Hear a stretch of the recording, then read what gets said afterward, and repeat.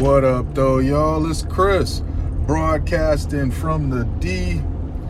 WNBA is in the algorithm again. I ain't even want to talk about the WNBA, honestly. Somebody threw a dildo onto the court the other day. I saw that, and I just was like, yeah, I'm going to leave this alone.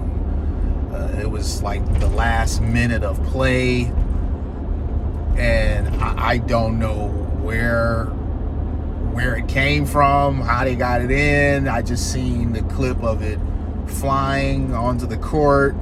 A lot of the players were focused on playing, understandably, and they didn't even notice that had happened.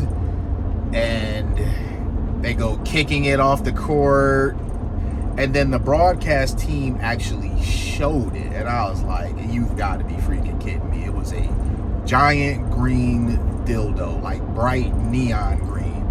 And so I gave them some grace. I wasn't going to talk about it, but then just last night it happened again at another Las Vegas Valkyries game, because they've both been Las Vegas Valkyries games, to my understanding. Another one was thrown onto the court, the exact same type, same color, same build, the exact same one. So they've got a serial dildo thrower throwing them out there like grenades. And Sophie Cunningham, you guys know her. She plays for the Fever alongside Caitlin Clark. She actually made a tweet saying, stop throwing these onto the court. You're gonna hurt one of us. Stop throwing things onto the court. It was something of that nature. And the internet, of course, is having fun with that, because we can't believe this is real, that she's complaining about, that this is actually a complaint. It's not that she's complaining about it, it's that it's actually a complaint, that you guys keep throwing this stuff onto the court. You're gonna hurt one of us. What a time to be alive, man. I mean, this is the type of stuff that the WNBA makes headlines for when Caitlin Clark isn't playing. A few days ago, and I chose not to talk about this either. Again, I was trying to give them grace, but now it's been 3 incidents in rapid succession. A few days ago, you had a woman, her wig got snatched off during play. They stopped the game, and she goes running off the court, and the broadcast team, they really be making this stuff way worse. As in the case with the dildo situation, of them zooming in, showing it on the court. They showed the woman running in the back, holding the wig on her head, and the internet had a ton of fun with it. So this is why I'm talking about it now. I didn't want to talk about these things as individual incidents, because I didn't want it to seem like I'm just picking on the WNBA. I do not care for the product. Many of the players I find to be very insufferable, but regardless, I was trying to give them some grace and just not go after them for every little thing.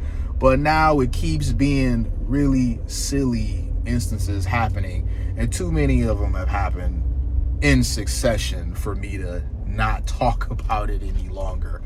A fan, and this is the part that really gets me, a fan was making fun of the fact that her wig fell off, and they ejected the fan. Absolute ridiculousness. I remember LeBron was trying to cover up the patches of hair that he had, whatever situation that he got going on with that. He has some gigantic like bandana, sports band around his head that particular game. I don't know if he couldn't get to his hairpiece guy in time or what, but I mean, it looked weird, but it's just like, whatever, man. Whatever you gotta do to make yourself feel better, man. You know, he's still out here hooping. He showed up for work, so whatever. Pieces of the hair that he had up there to try to cover up that bald spot that we all know he has, they started falling off of his head and onto the court. And Anthony Davis had called out to him to let him know, what was going on. Now, this was a funny moment. People laughed at LeBron, and, he's one of the largest sports figures in the world. Like, really, not just the NBA. When you're known globally by your first name, that's pretty significant. So this is one of the most recognized people on the face of the planet. And here's a moment where everyone's laughing at him. Nobody got ejected for that. So I couldn't imagine a fan getting ejected over something like this in the NBA. But it's the WNBA, so it's a different set of rules. Have to be more sensitive. They want you to support them as fans, but not completely. You can't really be a fan, because with fans comes praise and criticisms. You're only allowed to be a supporter financially, be it buying tickets, be it buying merch.